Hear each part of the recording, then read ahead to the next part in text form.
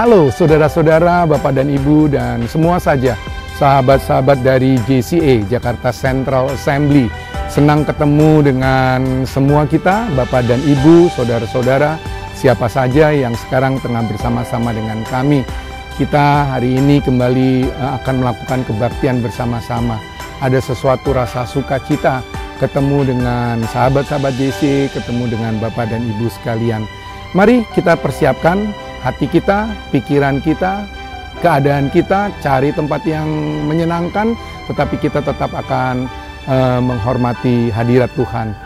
Pagi hari ini atau siang hari ini atau sore, kalau saudara menyaksikan sore atau bersama-sama dengan kebaktian kita di sore hari, ini saudara-saudara Pastor Livia Rahayu yang akan melayani kita dengan firman Tuhan nanti. Lalu tentu saja JCA Worship akan membawa kita, mengajak kita untuk bernyanyi dan memuji Tuhan bersama-sama. Senang saudara-saudara, bersama-sama kita akan kembali mengikuti kebaktian di hari ini. Tuhan Yesus memberkati.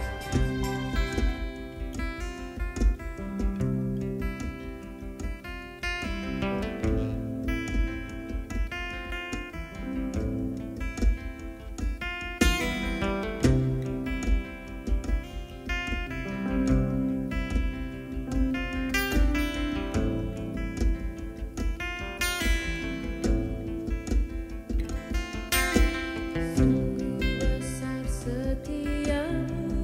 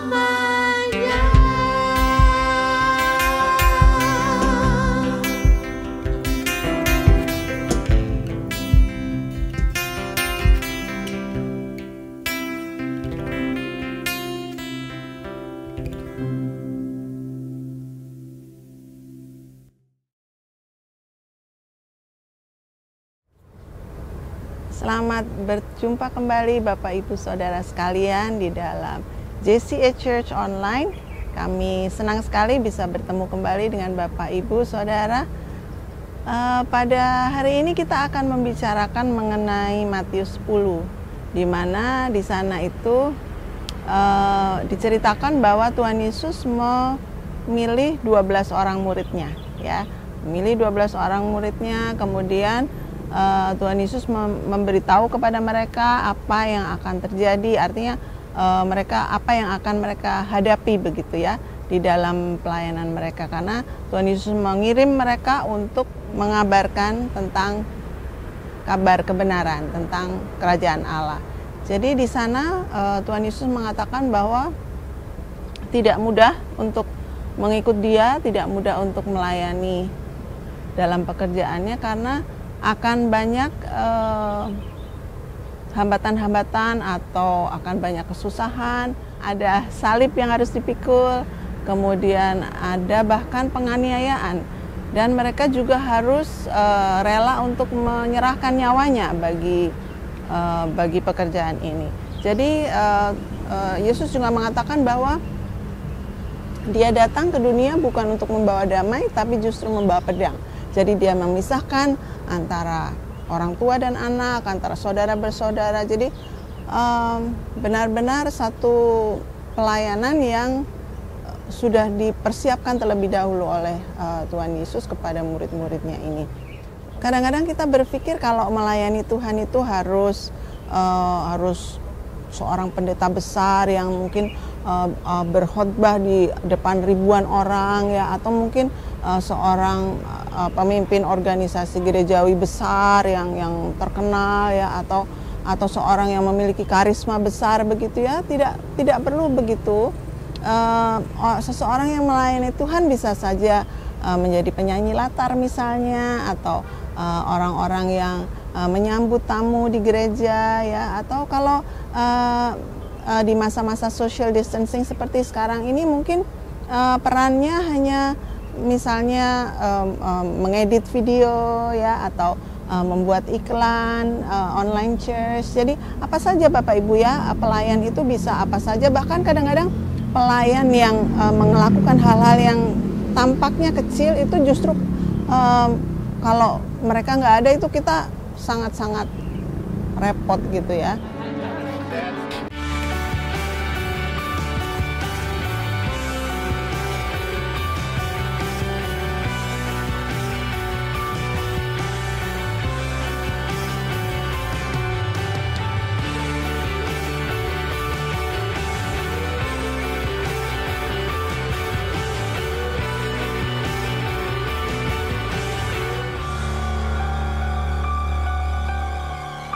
Jadi di dalam 3 ayat terakhir dari Matius 10 ini disebutkan di sana bahwa kita perlu menghargai pelayan Tuhan. Jadi apapun yang dilakukan oleh pelayan Tuhan itu kita perlu menghargai, dan kalau kita menghargai kita akan diberi upah yang sama seperti siapa yang kita hargai itu. Jadi mari kita baca saja ya bersama-sama ayat Matius 10 ayat 40 hingga 42.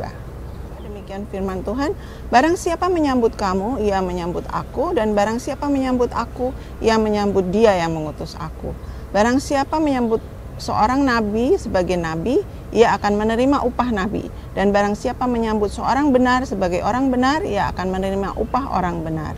Dan barang siapa memberi air sejuk secangkir saja pun kepada salah seorang yang kecil ini, karena ia muridku, aku berkata kepadamu, sesungguhnya ia tidak akan kehilangan upahnya daripadanya.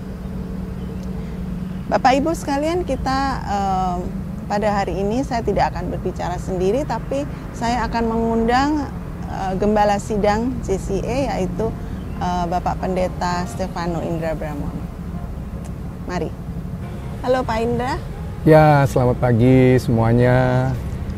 Jemaat JCA dan semua yang mengikuti kebaktian online kami.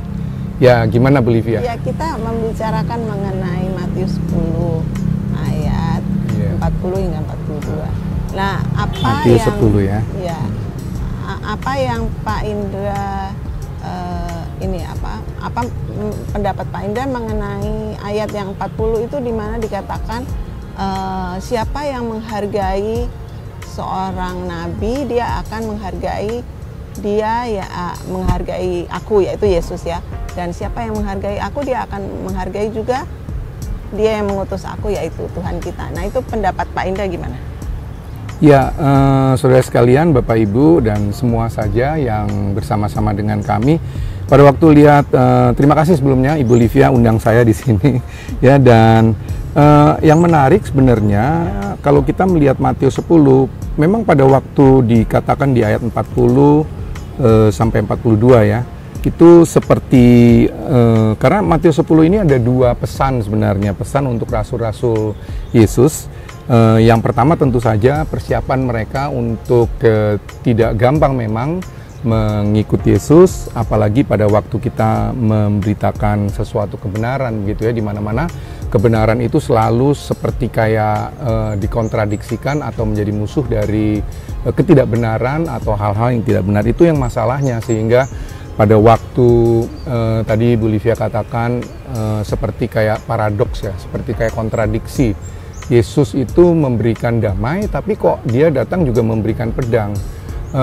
Kita ingat di dalam Efesus 6 ayat 17 kalau saya tidak salah, itu dia menggunakan ketopong keselamatan dan juga pedang roh firman Tuhan begitu. Jadi pedangnya itu firman Tuhan, saudara-saudara.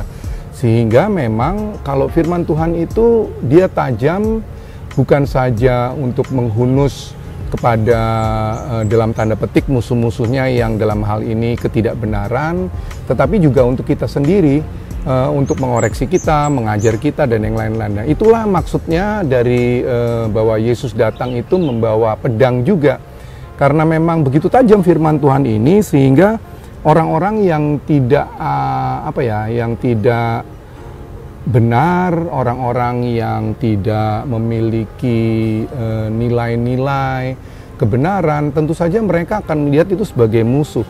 Sehingga dengan demikian terjadilah seperti itu, seperti kayak kontradiksi, dan kita harus berdiri di atas kebenaran itu gitu. Kembali lagi tadi saya balik kalau bicara mengenai Matius 10 itu, Yesus memanggil ke-12 rasulnya terlebih dahulu, lalu Yesus mengutus mereka. Nah, ini pada waktu mengutus, mungkin pada waktu itu rasul-rasulnya akan berpikir, oh mereka akan mendapatkan kuasa, benar. Oh mereka akan mendapatkan kedudukan, belum tentu maksudnya kedudukan apa nih gitu ya. Kita kadang-kadang salah di situnya, bahwa mengikuti Yesus menjadi rasul-rasul itu seringkali justru kita harus bekerja keras.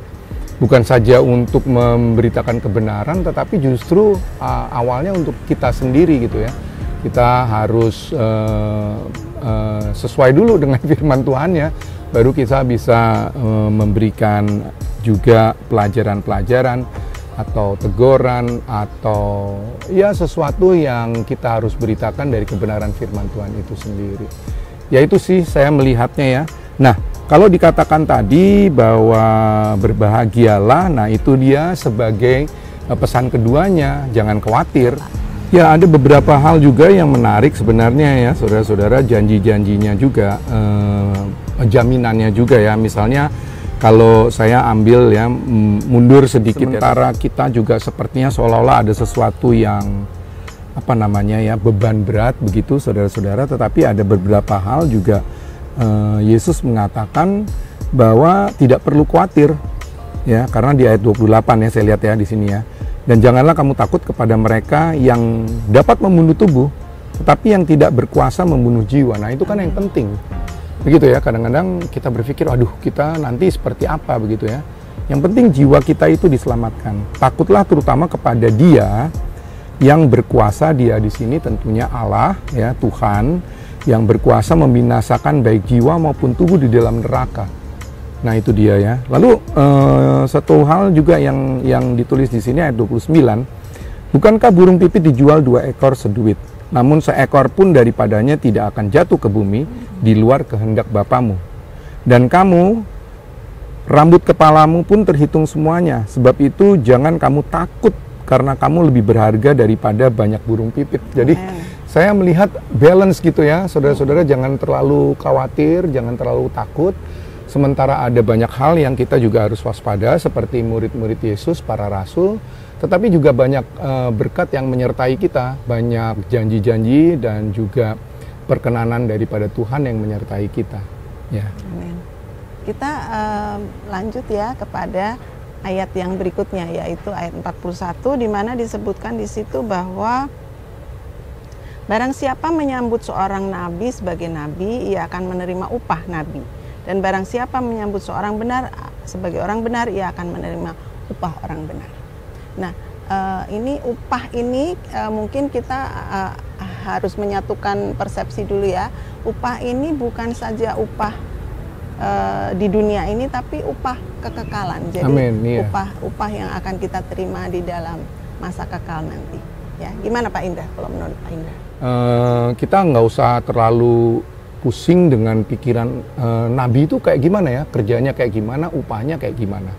Lalu orang benar itu kayak gimana ya, kerjanya kayak gimana, upahnya kayak bagaimana. Ya tentu saja dia akan menerima upah sebagai orang benar. Seperti saya katakan tadi ayat yang awal tadi ya, ayat 28-29 dibayangkan dengan burung pipit yang nggak ada harganya begitu ya. Kita punya harga yang lebih daripada itu gitu, karena kita memang dipilih dan dipersiapkan lagi, bukan cuma dipilih saudara-saudara ya.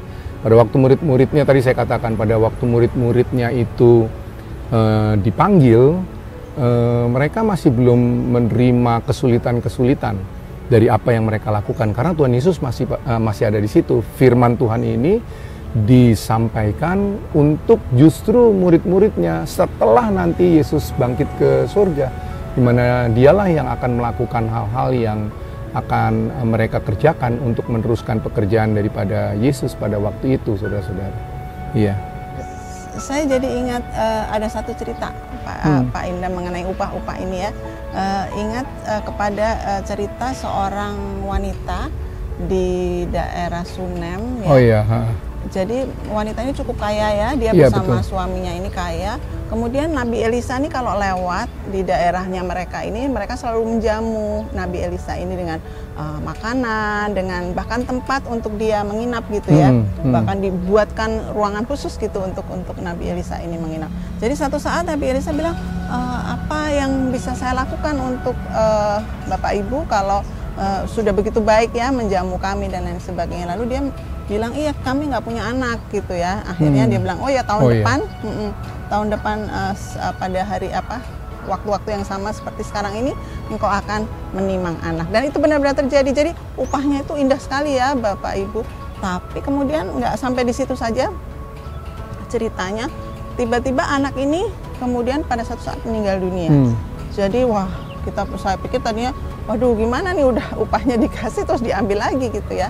Ternyata ini dijadikan Tuhan sebagai satu upah yang indah lagi, yaitu Nabi Elisa berhasil untuk membangunkan dia lagi, menghidupkan dia lagi. Jadi pengalaman bersama Tuhan yang dialami oleh ibu ini, dari mulai yang nggak punya anak jadi punya anak, kemudian anaknya meninggal jadi hidup lagi, itu merupakan satu pengalaman yang nggak bisa ditukar apapun ya, pengalaman yang indah banget gitu ya. Jadi upah itu besar sekali.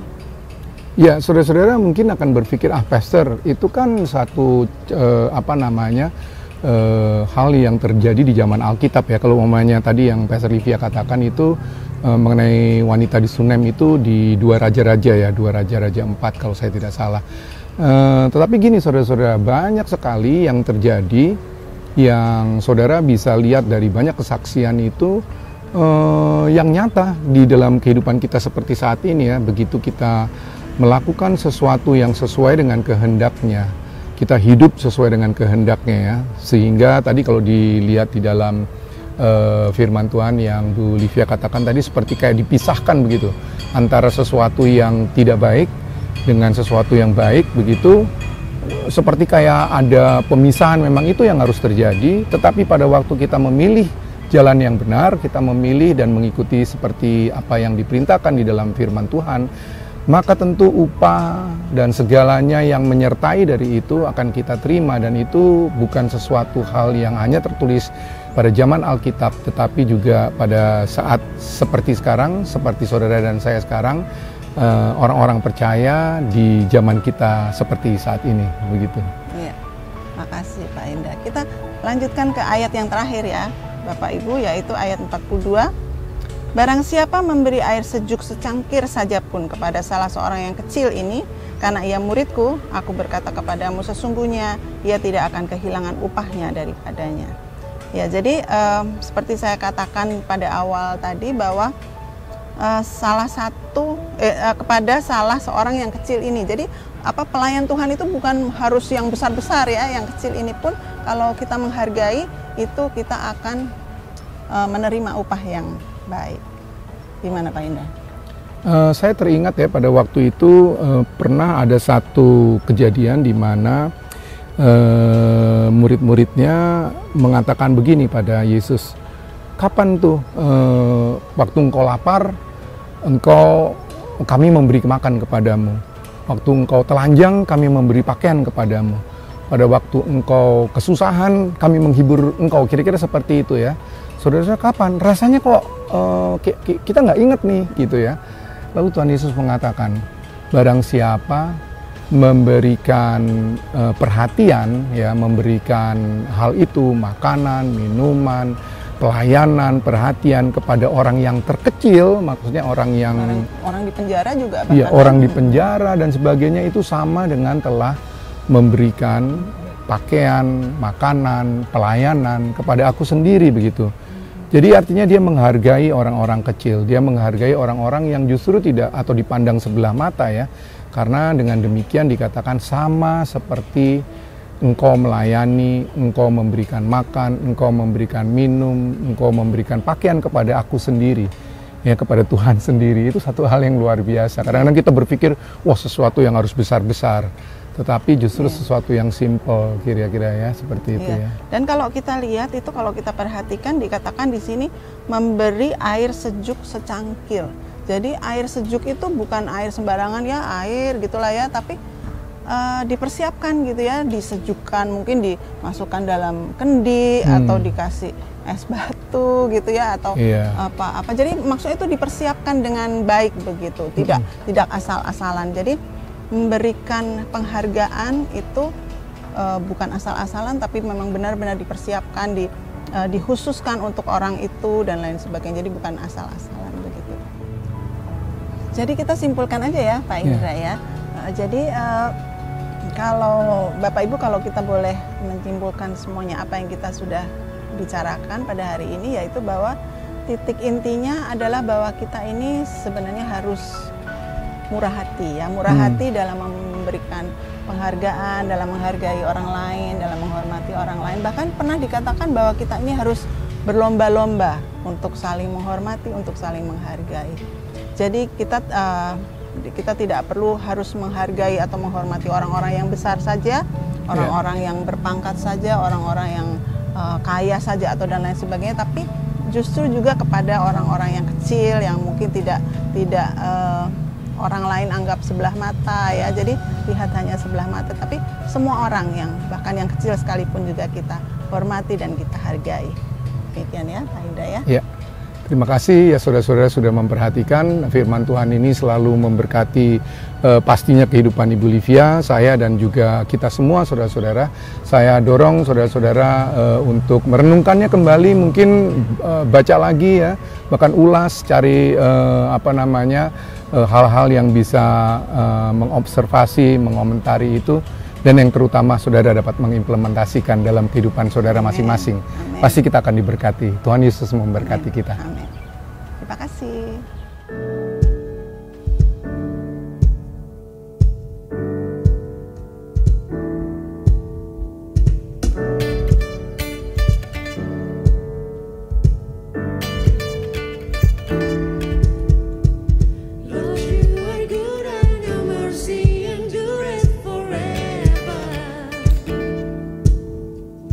Lord, you are good and your mercy endureth forever.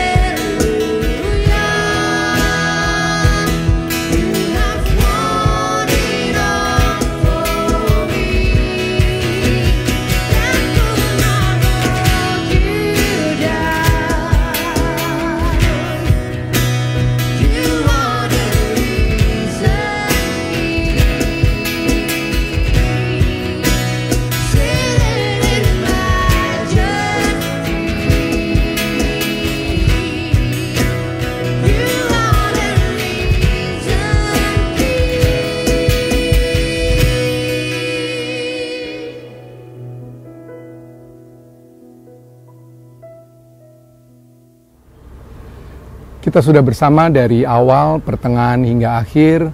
Saudara-saudara, kami berharap kita semua diberkati. Kita sudah menyanyi, memuji nama Tuhan bersama. Kita sudah mendengarkan firman Tuhan, mendiskusikannya, dan saya percaya saudara bahkan mengobservasinya lalu memikirkan bagaimana itu bisa diimplementasikan.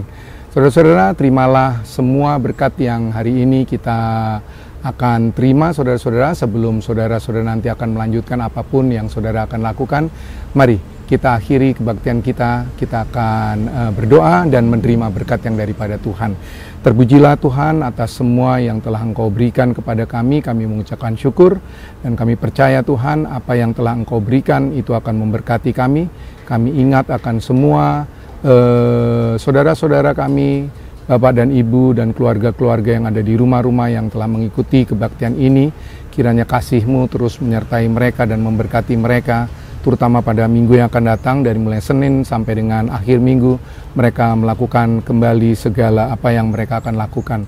Terimalah berkat yang daripada Tuhan, damai sejahtera dan kasih dengan iman dari Allah, Bapa dan dari Tuhan Yesus Kristus, menyertai sekalian saudara, kasih karunia menyertai semua orang yang mengasihi Tuhan kita Yesus Kristus dengan kasih yang tidak binasa.